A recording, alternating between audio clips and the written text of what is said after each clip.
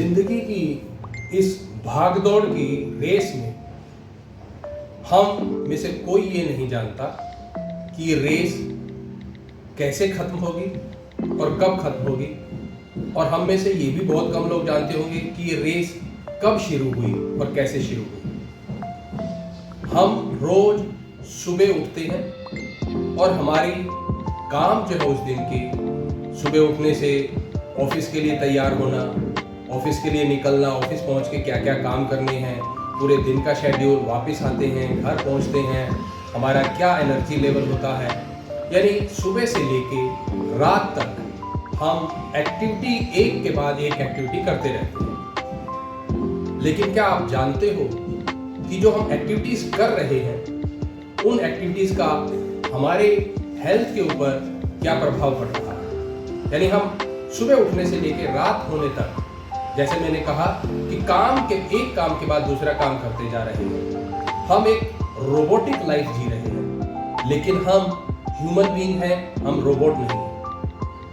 अगर हम रोबोट नहीं हैं तो हमारे माइंड के अंदर जो दिन भर के कामों को लेकर या आगे का सोचकर या पिछले पास्ट को सोचकर जो हमारी सोच, हमारी थॉट्स चलती रहती हैं, हमारे माइंड के अंदर एक के बाद एक काम को लेकर या फाइनेंशियल परेशानियों को लेकर या फैमिली को लेकर या कोई और कारण से जो हमारी थॉट चलती रहती हैं, उस मेंटल एक्टिविटी का हमारी हेल्थ के ऊपर भी प्रभाव पड़ता है। जी हाँ दोस्तों, जो हम माइंड में सोच रहे हैं उसका रिएक्शन हमारी बॉडी के अंदर आ रहा है। ऐसा नहीं है कि हमने कुछ सोचा पर हमारी बॉडी ने रिएक्ट नहीं किया। आप खुद सोचिए, जब आप सुबह उठते हैं तो आपकी एनर्जी लेवल क्या होता है, आपकी जो थॉट्स होती हैं वो चलती हैं कि आज फिर से ऑफिस जाना है, दिन भर काम करना है, क्या क्या काम पेंडिंग है, रास्ते का ट्रैफिक होगा।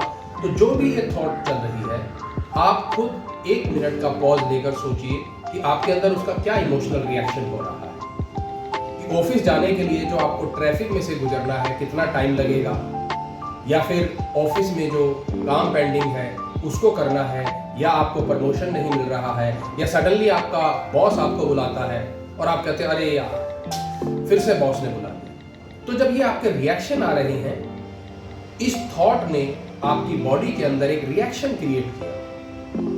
ये रिएक्शन स्ट्रेस हार्मोन्स होते हैं।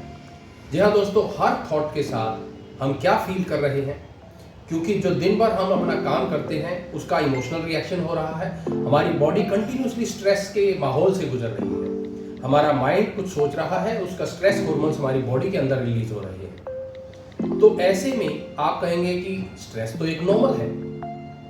अगर ये नॉर्मल चीज है तो आपके अंदर ये रिएक्शन क्यों हो रहा है?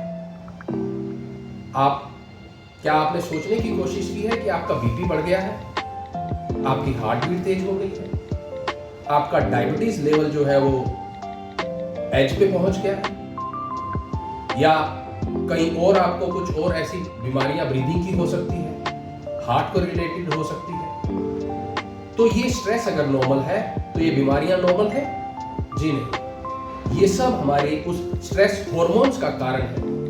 स्ट्रेस का इम्पैक्ट हमारी बॉडी पे है, हमारी हेल्थ के ऊपर पड़ता है। इसीलिए बहुत लोगों को आज बीपी की प्रॉब्लम है, डायबिटीज की प्रॉब्लम है, डाइजेशन की प्रॉब्लम है, और भी पता नहीं क्या कितनी प्रॉब्लम्स चल रही है। लेकिन ये प्रॉब्लम बढ़े उससे पहले मैं ये कहूँगा, इस स्ट्रेस को ही क्यों ना कंट्रोल कर लिया जाए। ये नॉर्मल नहीं है। जी हाँ दोस्तों, अब क्वेश्चन आता है कि क्या हम स्ट्रेस को कंट्रोल कर सकते हैं? बिल्कुल कंट्रोल कर सकते हैं। स्ट्रेस हमारा एक हार्मोनल रिएक्शन है, इमोशनल रिएक्शन है, जो किसी काम को लेकर, किसी थॉट को लेकर चलता है। अगर हम उसे कंट्रोल कर लें तो हमारा जो स्ट्रेस को लेकर जो ट्रिगर्स बने हुए हैं, वो हमारा स्ट्रेस का जो रिएक्शन हमारी बॉडी के अंदर हो रहा है वो चेंज हो सकता है।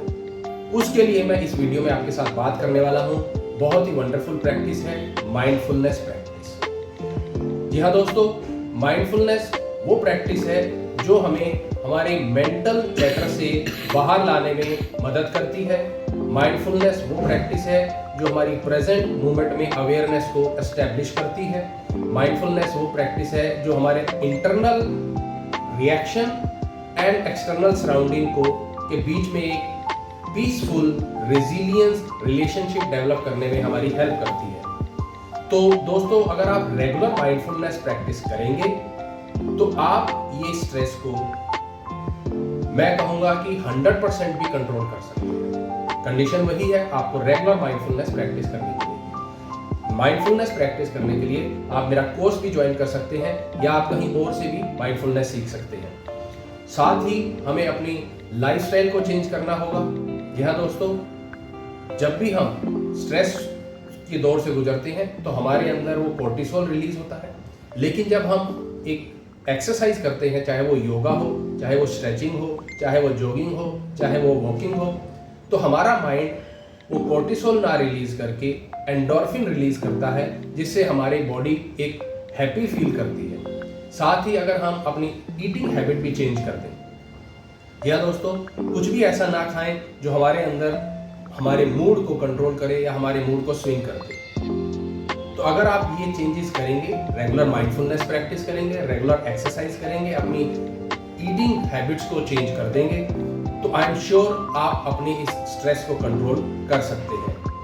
और मैं इसलिए कह रहा हूँ क्योंकि मैं भी इस दौर से गुजरा हूँ। मुझे भी लगता था कि ये नॉर्मल चीज़ है, मुझे क्रूशियल बैक पेन होता था, लेकिन अब मैं उससे माइंडफुलनेस की प्रैक्टिस से बाहर, उस पेन से बाहर आ चुका हूँ। इसीलिए मैं आपके साथ शेयर कर सकता हूँ कि जब आप ये चेंजेस अपने अंदर करेंगे और माइंडफुलनेस प्रैक्टिस करेंगे, आप पूरी तरीके से इस स्ट्रेस को रिलीज कर सकते हैं अपने माइंड से, अपनी बॉडी से।